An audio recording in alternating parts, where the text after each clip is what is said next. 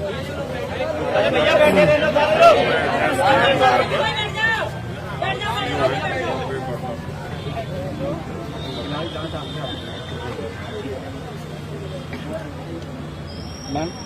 मैंने आप सब लोगों को इसलिए याद दिया क्योंकि जब हम यहाँ पहुँचने के बाद हमें जानकारी मिली है कि घटना की 31 तारीख की है।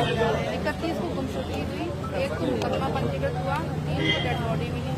लगातार वादी के फोन पे कॉल किया जा रहा है कि आप हमें जरूरी कागज उपलब्ध कराइए ताकि आपकी आर्थिक सहायता का जो मुकदमा पंजीकरण के साथ जो आर्थिक सहायता का जो प्रस्ताव होता है वो किनको फोन किया गया? वादी, लेकिन वादी का फोन उठता नहीं है। एक भी फोन नहीं आया मैडम। इस बात को तो खैर आप आपके सामने परिवार बोल रहा है, फोन मेरे पास ही रहता है। चलिए, सबसे मेन चीज ये है मैडम कि ये परिवार यहाँ बीते 10 तारीख से बैठा हुआ है और आज इसको यहाँ बैठे हुए करीब 6-7 दिन हो गए। और परिवार की जो मुख्य मांगे हैं वो सिर्फ ये मांगे हैं कि इनके बेटे के साथ जिसने वो दर्दनाक घटनाक्रम किया है उन तमाम आरोपियों को तत्काल गिरफ्तार किया जाए और उनको कार्रवाई की जाए। ये आप भी मानते हैं कि जो घटना है वो बहुत छोटी नहीं है, बहुत छोटी नहीं है। ये आप देखिए कि जिसकी डेड बॉडी मिली 3 तारीख को, उसकी एक आंख नहीं है, उसकी जीभ कटी हुई है, उसकी रीढ़ की हड्डी टूटी हुई है। उसके आप ये जब जांच में देखा तो उसका मतलब टांग तक काट दिए गए हैं। इतना दर्दनाक घटना हुआ है, उसके बाद में अभी तक क्या एक व्यक्ति जो माइनर है, हालांकि इस परिवार का कहना है वो माइनर नहीं है, चलिए उसका बोन टेस्ट होना चाहिए, ठीक है वो होना चाहिए, लेकिन क्या एक सिंगल पर्सन इतना बड़ा कृत्य कर सकता है? तो हम भी नहीं कह रहे हैं कि एक सिंगल व्यक्ति ने ऐसा कृत्य किया है, लेकिन घटना 3 तारीख को डेड बॉडी मिलती है, 3 तारीख के बाद 10, 11, 12, 13 यानी कि आज 13 से 14 दिन हो गए। क्या एक ही व्यक्ति को पकड़ के हम लोग कब तक ऐसे ढिंडोरा पीटते रहेंगे कि हमने एक को पकड़ा भी नहीं है, उसने अपने आप आके सरेंडर किया। दूसरा, एक मिनट, आप देखिए ये जो बच्चा है ना 7 महीने का है, मतलब शायद आपको एक बार इंसानियत की नजर से, साहब आप शायद पहली बार आए यहाँ पे, इन लोगों ने मुझे फोन करके याद किया तो मैं इनकी तकलीफ को सुनने आया। आप जांच अधिकारी FIR मैंने देखी, उसमें SC/ST एक्ट नहीं लगाया। अगर आपने SC/ST एक्ट लगाया है तो फिर उसकी एक FIR की कॉपी इस परिवार को नहीं दी गई है। आप उनको अभी कॉपी दे दीजिए SC/ST एक्ट, जो FIR की कॉपी है वो इनको दे दीजिए। दूसरा ये कि जब SC/ST एक्ट लग चुका है और घटना आपने बताया 3 तारीख को डिक्लेयर हो गया था ना कि डेथ है, 3 तारीख को मिला ना, आफ्टर 1 वीक जब मुकदमा SC/ST एक्ट का होता है तो आफ्टर 1 वीक के अंदर 50% कंपनसेशन आता है परिवार के पास, लेकिन अभी तक नहीं आया। लेकिन कागज हमें मिलेंगे तब, कागज आप लेने आएंगे तब ना, ठीक है अभी उपलब्ध हम आए हैं, दे दीजिए हमें कागज। मेन मसला ये नहीं है कि कागज अभी दे दें, मेन ये है कि अभी तक आपने क्या किया। मैडम मेरा आपसे विनम्रतापूर्ण, हमारे अधिकारी जानते हैं कि हम क्या कर रहे हैं।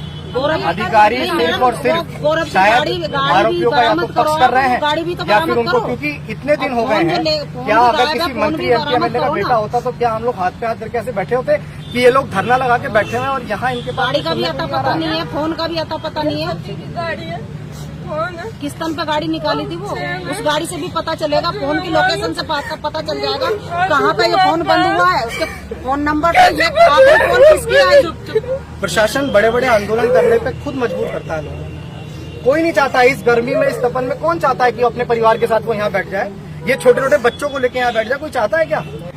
आप लोगों की वजह से हमारे जैसे, सिर्फ आपके उस क्लोजर की वजह से जो आप अपने उस कानूनी जो आपको करना चाहिए आप उस पर काम नहीं करते। मेरा सवाल है आपसे, मैं नहीं कह रहा हूँ, एक्ट दिखाओ भाई, ये एक्ट है, इस एक्ट के अंदर लिखा है the district magistrate of the sub divisional magistrate or any other executive magistrate shall make necessary administrative and other arrangements and provided relief in cash or in kind or both within 7 days. इसलिए आपको इसमें दिखा के इसलिए बोल रहा हूँ क्योंकि मैं नहीं कह रहा हूँ, एक्ट कह रहा है। Murder of death 8,25,000 rupees to victim, payment to made as follow. First है 50% आफ्टर पोस्टमार्टम रिपोर्ट। पोस्टमार्टम आ गई ना रिपोर्ट, आ गई, लेकिन अभी तक कंपनसेशन को नहीं मिला मेरे को 50%। आप बताइए क्या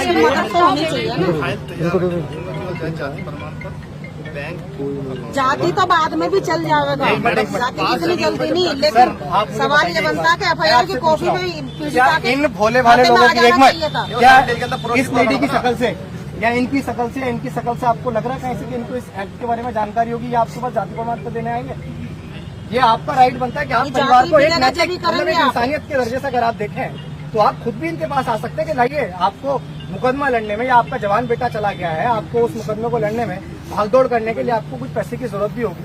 प्रशासन खुद भी अपनी तरफ से अब एक इंसानियत की नजर से देखते हुए वो आता रहेगा, जब भी आएगा इकट्ठा करके कुछ पैसे देता है। वो तो उसमें कैश लिखा था। हाँ वो कैश आप ये नहीं है कि कोई लंबी चौड़ी इसमें जांच चलेगी। डीएम के पास खाते में इतना पैसा होता है कि डीएम साहब जो है दे सकते हैं 50% when the charge sheet is sent to the court। ये ज्यादा लंबा प्रोसेस नहीं है जो इस पर 8,25,000 का कम्पनसेशन परिवार को मिल रहा है। क्यों नहीं दिया गया? आप ही बताओ। क्या इन भोले वाले लोगों की जान की कोई कीमत नहीं है मैम? अभी भी मुझे यहाँ आए हुए कितना समय हो गया बताइए? काटने के लिए किसी की हैसियत नहीं है कोई यहाँ से टेंट उखाड़ दे। जेल में जाने को तैयार है, हमें भेज दो जेल, तैयार है रिमेनिंग एक्यूज जो है जो फरार चल रहे हैं उनके बारे में क्या जांच की? हम तो थाने पे पूछताछ कर रहे हैं, लेकिन आप लोगों ने हमें बुला लिया। अच्छा आज बोलती हमने कार्रवाई सारी कितने दिन से जो कार्रवाई चल रही है वो सरेंडर हुआ। ठीक है, 13 को हमने न्यायालय से अनुमति के लिए वहाँ पे गए, उन्होंने कहा कि आज नहीं कल मिलेगी, तो 14 को हमें अनुमति मिली। मुझे ये बताओ, ये जो इन्होंने नहीं किया 14 दिन की रिमांड पर अनुमति मिल गई मैडम आपको? पब्लिक सर्वेंट का कंडीशन पर नहीं करता है तो सेक्शन 4 में सृष्टि एक्ट में सेक्शन 4 में प्रॉपर लिखा के अंदर। चलिए कानून तो सबके लिए बराबर है। अगर एफआईआर होगी मैम ठीक वाली बात नहीं, मैं सिर्फ बता रहा हूँ, अगर एफआईआर होगी तो मुझे लगता है मुझे कोई मना तो नहीं करेगा एफआईआर करने के लिए। अगर इनके साथ हुआ है, आप मानते हैं ना कि 4-5 जने मिस्टेक है, मानते हैं ना कि 1 हफ्ते में होना चाहिए था, नहीं हुआ, मिस्टेक हमारे है। यहाँ से कोई केवल प्रस्ताव जाता है, हम आर्थिक सहायता देते नहीं है। हमारे यहाँ से प्रस्ताव बनके समाज कल्याण विभाग चला जाए। मैडम ये ड्यूटीज में बोला विदिन 7 डेज में डीएम की रेस्पॉन्सिबिलिटी है, वो प्रोवाइड कराएगा। आप कैसे कराए उसकी टेंशन उनकी टेंशन लिखा है मैम। जयगंज वाली घटना थी, 2 लाख रुपए डीएम साहब ने बुक करे थे। 1 मिनट रुको। बात हो गई आपकी, आपसे आइडिया बना साहब चावल अब ये बताइए इनकी फैमिली में दिक्कत क्या है और क्यों डिले हो रहा है? यही उसमें जाति प्रमाण ठीक है, बैंक डिटेल्स फोटो आधार कार्ड। तो अगर ये प्रोवाइड करा दें तो हम कल शाम तक इनको चेक दे पाएंगे। कल परसों दे देंगे। हम परसों 5 बजे तक आपको चेक दे देंगे। अगर आप इन्होंने बताया फोटो, आधार कार्ड और बैंक की डिटेल, ठीक है, जाति प्रमाण पत्र अगर हो तो दे दें, नहीं तो हम सत्यापित कर देंगे जाति प्रमाण पत्र। अगर हो तो दे दें, ना हो तो अगर ये चीजें अगर आप मेरे को प्रोवाइड कर दें, क्योंकि हम यहाँ सॉल्यूशन के लिए आए हैं, ठीक है ना। पिछली बार भी ये बच्ची बहुत बीमार थी, अस्पताल में रही मैडम, तब बहुत बीमार थी और बहुत गर्मी पड़ रही है ना, और ये लोग बच्चे का इलाज कराने को तैयार नहीं थे। मैं आया था, मैंने इनसे कहा मैं आपको यहाँ से उठाने नहीं आया, आपकी ग्रीवांसेस है, आपकी पीड़ा है, आप बैठो, लेकिन एटलीस्ट मेरे कम से कम 4 या 5 घंटे समझाने के बाद इन्होंने आपकी बात रखी ना फिर हमने। हाँ बच्ची आपकी बात रखी 45 डिग्री टेम्परेचर चल रहा है ना, बच्ची को कुछ हो गया तो और दिक्कत होगी, है ना। तब ये लोग माने और बाकायदा प्रॉपर इलाज हुआ तो बच्ची शायद आज ठीक है। आपकी बात मानकर हमने रखी। यहाँ आपकी समस्या का समाधान कराने आए हैं।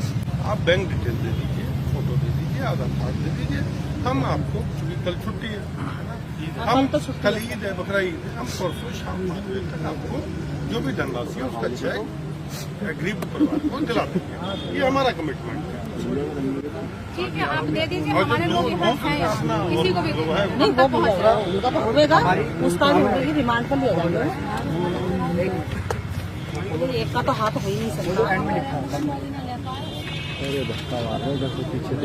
क्योंकि हमारे लिए आप प्रशासन ने आपको सारी चीजें हैं, तो इस परिवार की तरफ से मेरी आप सबसे पहली मांग यही है कि सभी वांछित जो अपराधी हैं जो इस घटना में सम्मिलित हैं, जिसमें सबसे पहले उस जो लड़के को आपने अरेस्ट किया हुआ है उसके पिता है सुनील उर्फ ओपी स्वामी, दूसरे रोनी वाइफ ऑफ सचिन, तीसरा इसमें सचिन है। इनको पता था कि इसके बॉडी कहाँ पड़ी है, बॉडी कहाँ पड़ी है, उन्होंने बताया, मतलब परिवार के लोग या कुछ हमारे लोग भी, जब जैसे आपके पास LIO होता है, ऐसे हमारे पास भी समाज के कुछ लोग होते हैं जो गांव देहात में घूमते घटना के बारे में थोड़ा जानकारी लेने का प्रयास करते हैं।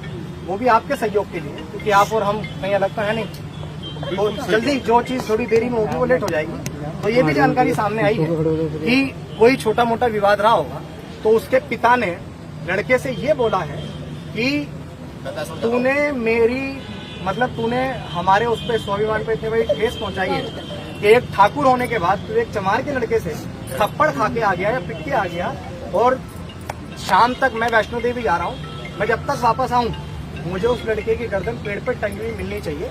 ऐसी किसी के जानकारी में आया, बोला ये भरी पब्लिक में बोला है किसी भरी ने, पब्लिक में वो बोला घटना जब हमारे संज्ञान में आई तो ये बात हम आपके बीच रख रहे हैं कि ऐसा कुछ है, तो ऐसे तमाम आरोपियों पे जो इस घटना में सम्मिलित है, खासकर उसके पिता भी जिन्होंने इस तरह का स्पीच दिया, तो उनके तभी सभी जितने भी आरोपी इसमें हैं उनकी तत्काल शीघ्र गिरफ्तारी हो, और जितने भी अज्ञात हैं इसमें, सिंगल पर्सन तो कर नहीं सकता, पिता यहाँ थे नहीं कह के चले गए, तो जितने भी अज्ञात लोग हैं उन तमाम लोगों को भी जल्द से जल्द हम लोग गिरफ्तार करें, और जो भी कड़ी से कड़ी कार्रवाई होती है SC/ST एक्ट में वो वैधानिक कार्रवाई होती है। प्रिंसिपल है ये दीक्षित विद्यालय का, जिसने CCTV फुटेज जो है वहाँ से 20 तारीख से 31 तारीख तक की रिमूव कर दी है उसने, किस ग्राउंड पे किस आधार पर रिमूव की है उसको कहीं ना कहीं वो भी इसमें सम्मिलित है। कौन सा बताओ इनको। उन्होंने जिला विद्यालय मैडम क्या बचा रहे हैं अभी? चुप रहो। शांत हो जाइए, रोइए नहीं, सब अच्छा जलाली में खाद बीज की दुकान मोड़ पे। अच्छा शांत हो जाओ, पानी लाओ, पानी लिया मैं तो मैडम इनका जनाब आकर के हेल्थ पर स्टेटमेंट लीजिए, शायद आपने इसका स्टेटमेंट सबसे पहले लिया, स्टेटमेंट भी आपने नहीं लिया मैडम, वो भी नहीं दिया। क्या घटना हुई है रियल आपको पूरे फैक्ट सभी पता लगेंगे आपको, इनके रिटर्न में लीजिए, तो लिखिए बैठ करके साइन कराइए इसे। पानी पी। पानी पी जला तो दुकान वाले ये बच्ची को आप पकड़ो, आप इसको कूलर के सामने ले जाओ, बहुत ज्यादा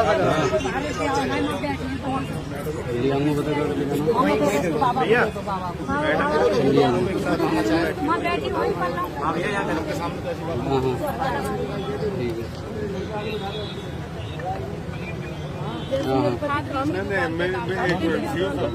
एक जगह बैठा, दोनों इनको ले जाए और जो बात बतानी है हमको अलग से बता दें। सब SC/ST एक्ट लगाकर पीड़ित पक्ष को तुरंत FIR की कॉपी दी जाए।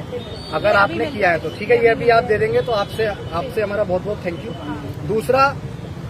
तीसरा ये है कि SC/ST एक्ट वही जो मैंने अभी आपको बताया था, वो जो उसमें कंपनसेशन आ रहा है 4.5 लाख अभी, फिर उसके बाद जो पोस्टमार्टम रिपोर्ट हो जाएगी, डॉक्यूमेंट अभी हो जाएंगे बिल्कुल अभी, ताकि वो परसों तक जैसा कह रहे हैं मजिस्ट्रेट साहब, ठीक है, ताकि परसों तक इनको जो भी आधी धनराशि है जो मुकदमा पंजीकृत होने पर होती है उन्हें मिल जाए। नेक्स्ट ये है हमारा आपके द्वारा, आप इस बात को पहुंचाइएगा, हमारी प्रदेश सरकार से ये निवेदन है कि इस पीड़ित परिवार को कम से कम 50 लाख का आर्थिक मुआवजा, एक सरकारी नौकरी, और ये भी है कि ग्राम समाज में पट्टे के तौर पर इनको जमीन दी जाए, जो ये जिसमें अपना ये चाहे खेतीबाड़ी करे या उसमें रहने गुजर बसर का कुछ करे, क्योंकि परिवार बहुत भरण पोषण के लिए कुछ हो जाए, ये भी हमारी एक मांग है। इस बात को आप जरूर पहुंचाइएगा, आपसे निवेदन है सरकार तक, ताकि आने वाले भविष्य में इनका जो बच्चे हैं, भाई पति तो है नहीं, बच्चे हैं, उनकी आजीवन मतलब जब तक वो सक्षम नहीं हो जाते उस शिक्षा को लेके, जिस शिक्षा से वो सक्षम होकर अपने आने वाले परिवार को आगे चला सकते हैं, पीढ़ियों को बढ़ा सकते हैं, जब तक की शिक्षा की जिम्मेदारी प्रशासन को, सरकार को देनी चाहिए, ये भी हमारी उनसे मांग है। और सबसे बड़ी मेन बात यही है कि जिन अधिकारियों ने इस पूरे घटनाक्रम में, चाहे ये आप भी मानते हैं अपराधी होता है, चाहे वो देश के प्रधानमंत्री हो, प्रदेश के मुख्यमंत्री हो, DM, SDM, कलेक्टर, CO, सिपाही, कोई भी हो, जिसने भी इस घटना में कहीं ना कहीं इस घटना को तोड़ मरोड़ के इस घटना को कम करने का कोशिश किया है या तो उसको छुपाने का कोशिश किया है, तो उन तमाम लोगों पे भी SC/ST एक्ट में वैधानिक कार्रवाई की जाए, ये हमारी सरकार से निवेदन है आपके द्वारा। फिर ये क्या था, हाँ, और उसका बॉन्ड टेस्ट होना चाहिए, क्योंकि इस परिवार को आशंका है, बॉन्ड टेस्ट होना चाहिए। और दूसरा मेरा ये निवेदन है पर्सनली, ये तो आपसे, आप वर्दी को एक साइड रख के, मैं एक भाईचारे के नाते आपसे ये कहता हूँ कि शायद घटना कभी भी किसी के परिवार के साथ कभी भी घट सकती है।